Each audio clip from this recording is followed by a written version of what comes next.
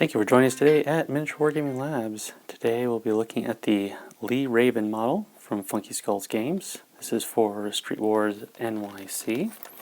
Now this individual will serve as a most violent player or NPC objective. But he's also probably the most intricate model out of the game, as he comes with a variety of pieces here. So it's a very Crow from that movie looking individual, rocking the double action fist, dual wielding. He's got the little Raven model here, and he does have, you can put this guitar on him, but he does have alternate arms in case you don't want him carrying steel there. But otherwise, very clean on this model. There's some bits of flash around it, but those come off easily, so this guy will be easy to clean up and get on the table. And for $3, great value for the model, because it's honestly usable in multiple other game settings as like the mass vigilante hero. Alright, let's go ahead and get this guy put together and on the mat. Alright, so I've got this model cleaned and put together, and he actually is one of the more intricate models put out by Funky Skull. So the arms come separate, the Raven comes separate, and his little guitar. He does have an alternate, as we saw, so you don't have to have him wielding guns, but why wouldn't you? And he's probably my favorite model there. He's got that Crow vibe going on there, even though it's a Raven.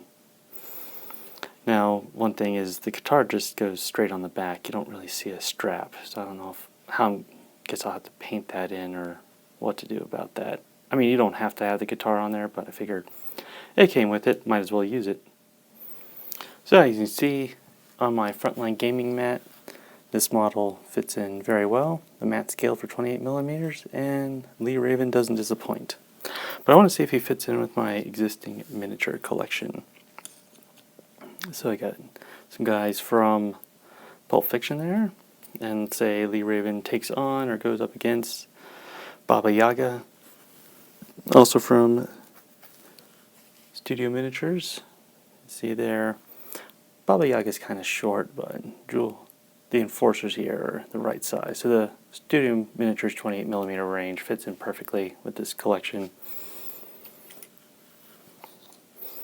Now say Lee Raven heads down, takes on the Yakuza. The North Star Miniatures 28mm line fits in perfectly, height and build wise. Now I also like to use Spectrum Miniatures. The miniatures are a little bit more frail, as you can see between the two, but I'm sure Lee works out a lot more than my little banker there. Now I want to see how he fits in with the existing terrain collection. So looking at MCP's line, so MCP scaled for 40mm supposedly, but the 3-inch rise on the buildings makes it work with 28mm. The doorknobs and the counters are a little high, but otherwise frames very well inside the building. Now I also have my brownstones. I got these off Thingiverse from 3DP Design Lab. It's a remix of Terrain for Prints, and it's very useful, fits the theme. Lee fits in there very well. So I have to say, Lee is probably my favorite model out of the Funky Skull line.